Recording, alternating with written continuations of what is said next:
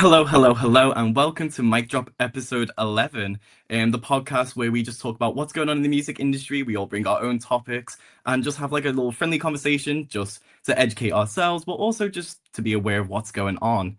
But before we get into the episode, we just want to briefly talk about something that happened in our own lives last week. And we actually had a cute little meetup in Leeds, where we got these really cool hoodies. So thank you very much. And we met each other as well as had our own time meeting some of the other music news blitz writers, which is very exciting to see them and also to see if there's something upcoming, which there is. So be on the lookout for that. So with today's episode, I think we're going to start with Katie. Yeah, so what I've been thinking about this week is basically all started from Lana Del Rey because she's got quite a few new singles out at the moment, which I've been really enjoying. And there's kind of this tease of a new album that might be coming out mid-May, but isn't quite confirmed yet. Um, but I've not always been the biggest Lana Del Rey fan. My sister was a massive fan growing up, and I think I just felt like I had to be different from her. So I was always like a bit aside. But with these new songs, I think they're so good.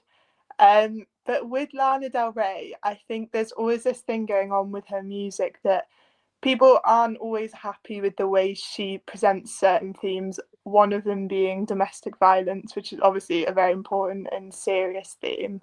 And it got me thinking a bit about the responsibility of being a role model as an artist and where that line's kind of drawn. And with Lana, the way I kind of think about it, because it's a lot in Ultraviolence is the album that people really have an issue with. And the problem most people take is that she uses language that quite often sounds like it's romanticizing abuse. Um, and I can really see why people have an issue with that, particularly if you're raising like young daughters. You don't really want them listening to music where they're making it seem like there's a place for violence in romantic love, because there's obviously not.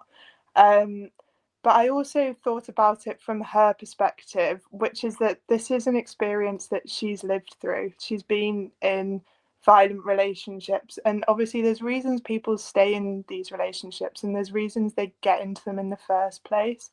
And by writing songs about them, she's processing her own emotions, but in some ways she's kind of educating people on the struggles you have in these situations.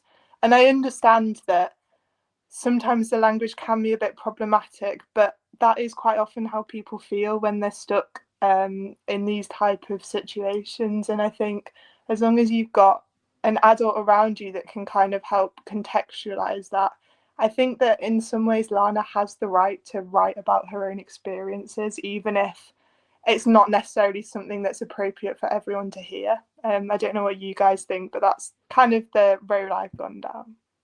Yeah, I think the album itself, Ultraviolence, and especially the song on the album, the title track, it does explore those themes very outwardly. And I think in the sense of Lana, a lot of musicians and also a lot of listeners use music as an outlet for what's going on in their lives. So in that respect, I fully understand obviously talking about those topics. But I think the issue is maybe culture and how people react, especially on TikTok, when it is like it. I wouldn't say it. Maybe it's Lana romanticizing it, but maybe the fans in that sense, and that can be deemed quite harmful because a lot of people talk about the lyric "He hit me and it felt like a kiss," and it's like they go on and on about this, but these are also situations where people.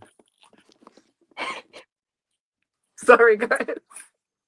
Yeah, so a lot of her fans, I think, romanticize it a lot, and that can be quite dangerous because there's people who are genuinely in these situations where they are trapped in an abusive relationship and they want to get out, but also don't have a way out. Whereas people are almost wanting to be in their position. I maybe not wanting, but to almost romanticize that, I think can be very dangerous to a very wide audience. I'm not sure what you think, Nisha. Yeah, no, I definitely agree, and I think even seeing it, because like I've been quite a big Lana fan for a long time, and I think it's one of those things that you see people take it way too far, especially back when like Tumblr was big and everything like that, and people were kind of really romanticizing it, making like an aesthetic out of it, where I just think that shouldn't be the case, and that like a bit of discernment is necessary as a music listener to see that, okay, this is an experience that people can have, and it might be presented in a way that to them feels right, which like obviously she was kind of explaining like how it is that difficult that you can kind of feel like, oh well, this is love, but it's not really. And I think a lot of people kind of lack that discernment of, just because it's an experience that someone has and that it's presented as this kind of, there are two sides to it, that you have to kind of see, okay, well, the bad massively outweighs the good. And that's sort of what Lana sings about, where she has the good, but she also has the bad. And you have to kind of look at the two sides of the story and see that actually it's not good.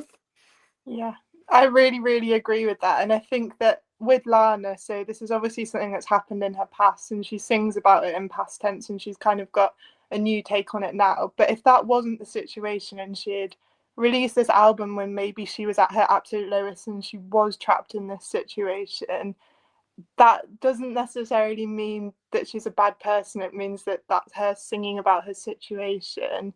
And if you've got a young, impressionable child listening to that, I think as a responsible adult in their life, it's your responsibility to kind of shape how they process that and make sure they kind of use it as a teaching tool rather than something they aspire to. I don't think that's necessarily something in the hands of the person that's creating the music. Yeah, and I don't think Lana wants that for her fans either. Like, she's not gonna want this experience that she's went through to be replicated on them. So yeah, I think it is to be in it's the responsibility of, in this situation, I'd say not the musician, and it would be the responsible adult, like you mentioned, of they should be the one maybe being like, hey, you can listen, maybe you can listen to this, but also you need to know the full story and not just take it at face value. Absolutely. Um, and I think something that we might not be at face value is stuff that we see on social media, which will kind of take us into Nisha's topic of today. Yeah, so I found this on social media, and it is an album called Russian Trap House, I think. And it's by two artists called Gorilla Glue is one of them. I can't think of the other guy's name, but it's Lil something. Um, and basically they were live stream clips of these two guys just in a house making music, entirely in Russian. Um, and it just really blew up on social media because you could see the whole process of them making this album, um, which was just really cool to see, you know, their process, them recording the lyrics, them having a laugh with each other when they mess something up. Um, and personally, to me, I really enjoy the music. I think it's pretty cool. Do I understand what they're saying? No. And then looking at the lyrics, because people did see it was blowing up and were like, oh, here's what the lyrics means. And one of the most popular songs is about just like eating pancakes in your granny's house. I'm like, that's so fun. And that they're making these rap songs in Russian. I'm an Irish girl. I don't understand a lick of Russian, and I can really enjoy it. And I think the lyrics are just really fun. One of them is about, oh, I have to go to work on Monday because it's the weekend and I drank loads of vodka, so I have to have money so I can buy more vodka. So I have to go to work. And I just think it's a really cool concept to sort of see the music being made and then be able to go and listen to the music. And I think a big person that does that sort of in English is Pink Pantheress. She kind of shows off her process of making music, and it does really well on social media, and then in turn her music does well. So I think it's just like a really interesting thing that we can get to see the behind the scenes and then get to enjoy the music that comes from that. Yeah, and I think in that respect of seeing the process, like nowadays we see a lot of concert movies. I mean, one that comes to mind is Homecoming by Beyonce, where you see a lot by the Coachella performance that she done. Taylor Swift obviously came out with her own like full concert movie as well as like a docu-series when she came to Europe. I think Billie Eilish has just came out with her concert movie. So I think a lot of fans are wanting to see this behind the scenes process. It's just that typically we don't get until years after. So with Pink Pantheress and the Russian trap music, it's like you're actually seeing it happen, you're seeing it unfold, maybe how long this process may take. And a lot of artists, like recently I'm thinking of Ariana Grande or Rihanna, they like to kind of tease that they're in the studio, but fans love the idea of knowing that their artist is coming up with something new, seeing like this entire creative process take place. And that really excites fans because they know something's on the way from one of their favorite artists. What's your take, Katie, on seeing it all? I think it's really lovely. I think with social media at the moment, all like our biggest pop stars and well, honestly, all pop stars are just in our faces all the time. But a lot of what they're pushed to see now is their personal lives, and I think it should be shifted to about the music because that's why they're in the spotlight in the first place. So is it not more interesting to see how they're making things and what their thought processes are than like details about what's going on like behind closed doors that I'm not really that bothered about most of the time. I think I've seen a really good YouTube video from Seema about her how her album was written and produced, and I literally just sat through the whole thing. Like it was so interesting. And I feel that with songwriting as well. I think when artists share a bit about where they were when they wrote a song, kind of like where the lyrics have come from and what was inspired by, that's the kind of stuff that I really connect to. And I think that's the kind of social media content I'd be more interested in, really.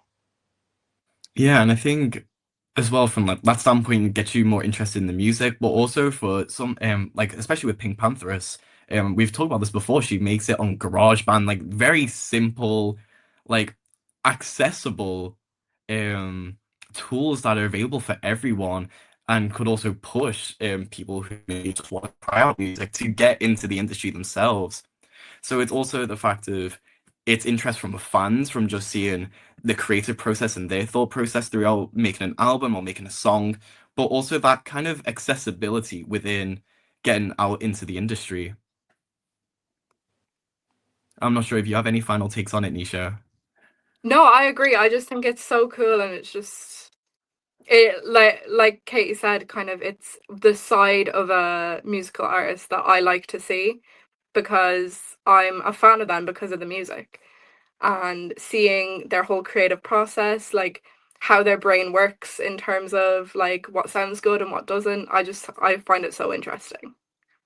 Yeah, and from Russia, who once took part in Eurovision, we're now going to talk about my topic of the day, Eurovision itself. So quite a controversial one. This year is the 70th year, so it's been going on since 1956. Obviously, we had that gap year with COVID. But a country who used to participate, Russia, no longer does since the war with Ukraine. But that's a big talking topic of this year specifically is a lot of big countries who do well in Eurovision have pulled out.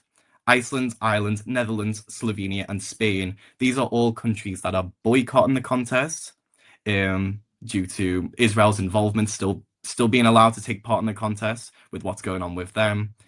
Um, but there's also a lot of returning countries that a lot of people love to see, like Bulgaria, Romania, and Moldova, who have took like 1, 2, 3 years off the contest and are now returning back.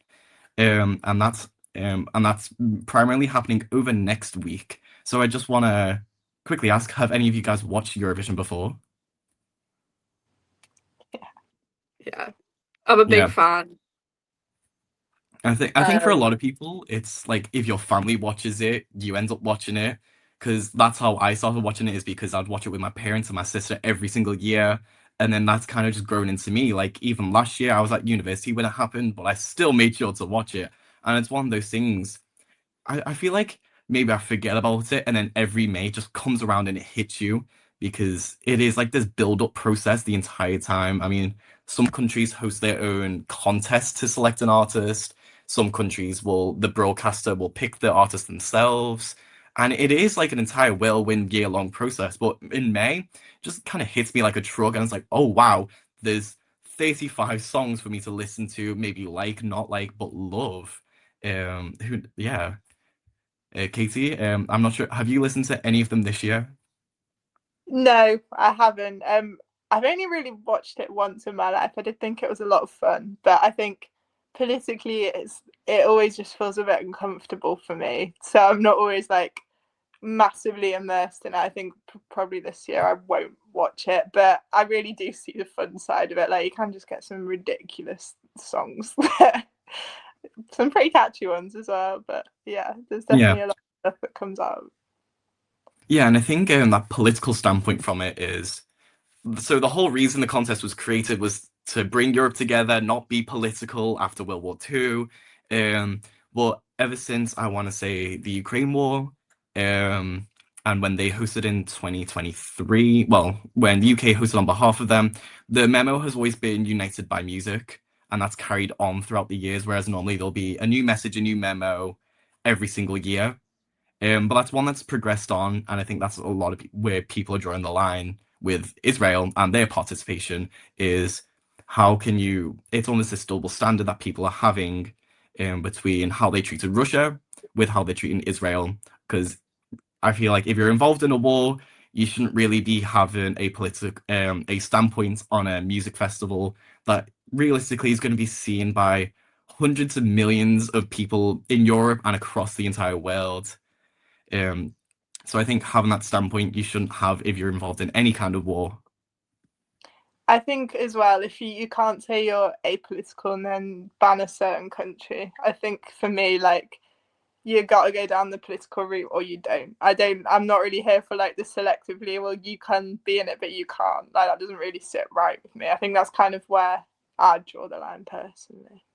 Yeah, and I think it's definitely a topic that we've spoken about before is that art itself is inherently political no matter what. Mm-hmm. So it's almost have these double standards is yeah. Nisha, what's your take on it? Yeah, so I have always been a very big fan of the Eurovision. Watch it every year, but this is actually the first year where I'm not. And it does break my heart a bit because it's something I love. I love the build up to it. I'm waiting sort of months and weeks in advance as they sort of announce the acts and everything. But I think this year it's just like kind of with last year there was a lot of kind of provable voter fraud from Israel because they nearly won. They very nearly won last year, which just wasn't correct whatsoever. And I think, I have to step back this year because I can't in with like I can't watch it anymore, which really does break my heart because I love it every year. And I think what sort of Iceland and Ireland and the Netherlands and the other countries are doing, I think is great. Did you say Spain has dropped Yes. out of it?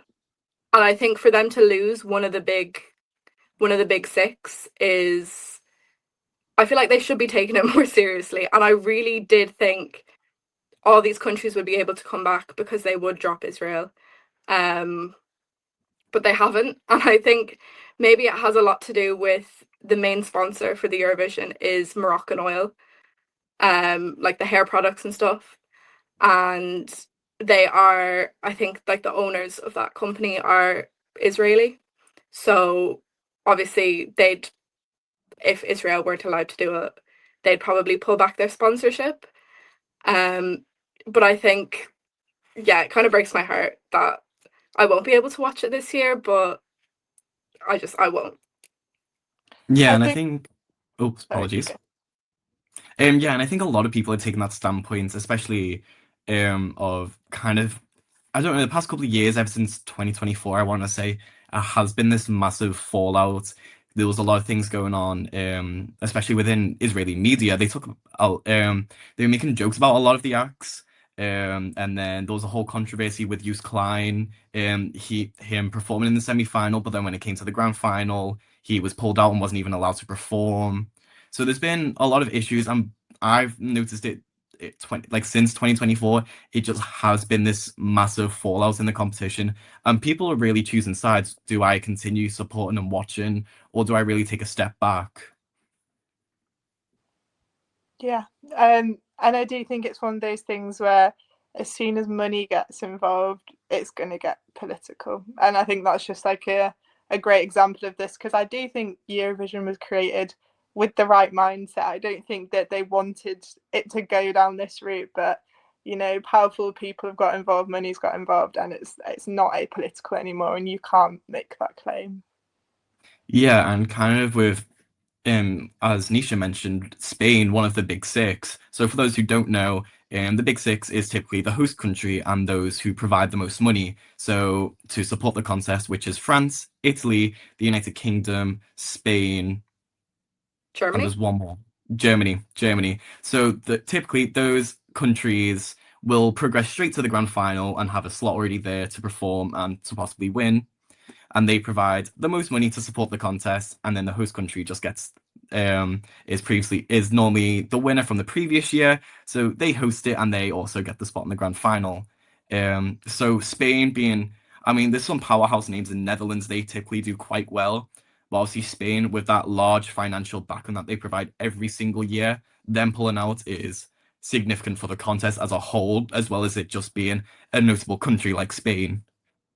Um, and I'm gonna quite shift the topic a slightly to maybe for those who want to watch the contest this year.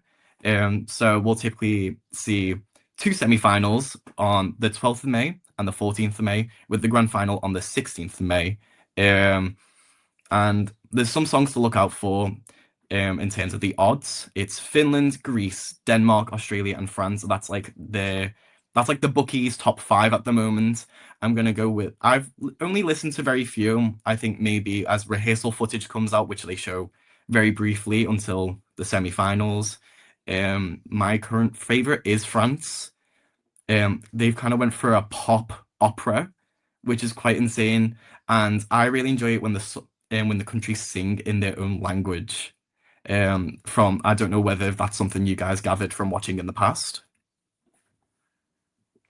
That's why I loved Sweden last year, because it was the first time in however many years, I don't remember the exact number, but that they were actually singing in Swedish. And I also, it was a very catchy song, Sweden last year. They were my favorite to win, and I was sad they didn't.